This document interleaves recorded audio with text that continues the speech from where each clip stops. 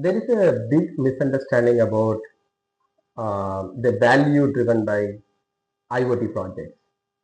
Um, the misunderstanding is that if we connect to the machines, start getting the IoT data, that's a success of the IoT project. No, absolutely wrong.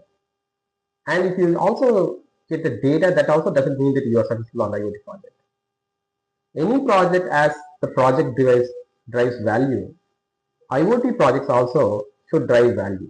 The value comes from the action that we do after we receive the data. So connecting to the machines with the device, IoT devices, getting the data and looking at the dashboard is not the value that you will get from the IoT. You may, couple of times you may monitor the dashboard. After that, you will not look at the dashboard at all. So the total project will fail.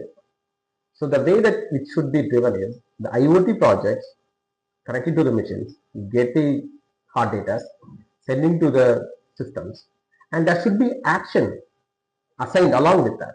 The action should be something that create more value on that. The action is not just watching the dashboard. So any IoT projects, you should first look at what action that we can take after implementing the project and how that action will address certain challenges, problems, or add value to the company. So look at that action first before you start the IoT projects.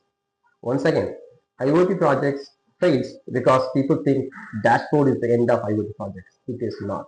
The action that you take after you get all the sensible data, what action you are taking, how that value drives is the value of the IoT projects. So think about this before you start any IoT project.